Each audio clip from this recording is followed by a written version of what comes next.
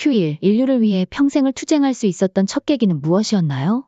제가 학업을 마친 후 처음 했던 일은 유엔의 주니어 전문가 자격으로 콩고에 파견을 간 겁니다. 콩고는 1960년 6월 30일에 독립했습니다. 저는 1961년에 콩고에 도착했는데요. 킨샤사 판자촌에 굶주린 사람들, 특히 아이들과 청소년들이 매일 저녁 우리가 있던 할리나 쪽으로 왔어요. 그들은 호텔 철조망을 딛고 기어 올라와 인도인 요리사가 철조망 너머로 던지는 고기 조각과 야채, 우리들이 남긴 음식을 얻어가려고 했습니다. 하지만 구르카 장병들은 그들이 가진 총으로 굶주린 아이들의 머리를 가격해 아스팔트 길 위로 밀어냈죠. 그런데 우리는 음악이 흐르고 있는 2층에서 식사를 하고 유리창을 통해 그 광경을 지켜볼 뿐이었습니다.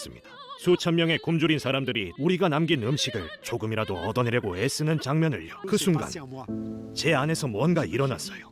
그러니까 콩고의 어려운 실상을 매일 마주하다 보니 새로운 신념이 저절로 피어났다는 말씀이시네요. Q2. 목숨을 걸면서까지 스위스 은행의 비리를 고발한 이유가 무엇인가요? 바로 체 게바라와의 만남입니다.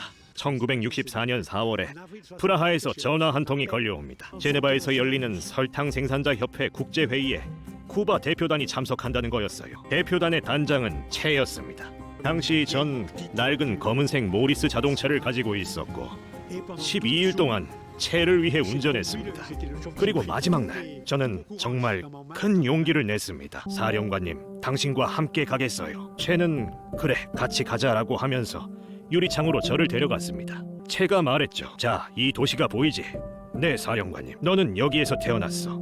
여기가 바로 괴물의 뇌야. 네가 투쟁할 곳은 바로 여기야. 그리고 그는 그대로 떠났습니다. 그는 저에게 투쟁의 길을 알려줬습니다. 그러니까 체 게바라와의 만남을 통해 또 다른 투쟁 방식에 대해 깨달았고 그걸 실행에 옮기다 보니 저절로 목숨까지 위험해지셨다는 말씀이시네요. Q3. 체 게바라가 알려준 혁명적 투쟁 방법이란 무엇인가요? 바로 전복적 통합이죠. 통제적인 기구에 들어가서 전복적 통합을 시도하기. 즉, 그 기관을 전복시키는 것. 그들의 힘을 혁명의 고유한 목표를 위해 이용하는 겁니다. 레닌이 가장 좋아했던 그의 동지 부하린이 말하길 혁명가는 원칙이 있는 기회주의자들이라고 했습니다. 저는 바로 이 전복적 통합이라는 전략을 오늘날까지도 활용하고 있습니다. 저는 교수가 되었습니다.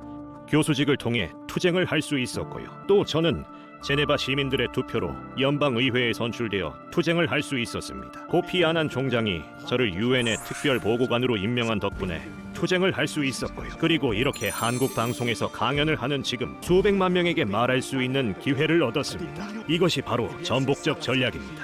그러니까 뜻이 맞는 민중과 더불어 사회의 민낯을 세상에 전해 잘못된 정권이나 체제가 스스로 무너지게끔 유도하는 방식이네요. Q4. 아직도 인류는 매일 수백만 명씩 희생되고 있다는 게 사실인가요? 기아는 매일 수백만 명을 희생시킵니다. 방글라데시와 몽고, 과테말라, 그리고 니제르와 같은 해외에서 임무를 수행할 때 아이들이 기아로 죽어가는 것을 봤는데요. 굶주림으로 아이들이 사망하는 것을 보면 너무 고통스럽고 참혹한 죽음이라 차마 잊지 못합니다. 비행기를 타고 제네바로 돌아와 아무 일 없었던 것처럼 부르주아적 삶에 안주할 수 없죠. 그런데 우리가 모두 투쟁 동기를 가진다는 건 힘들지 않을까요? 제 투쟁의 동기는 아주 단순하며 아주 원초적이고 아주 평범합니다. 단지 국가, 지역, 국제적으로 맡았던 직책과 여러 책을 통해 생각을 표현할 수 있는 특권을 가진 거죠. 앞으로 우리가 어떤 일을 하면 좋을까요? 우리가 할 수 있는 유일한 일은 우리가 본 것을 말하는 것입니다. 그래서 집단의식을 깨어나게 하는 것이죠.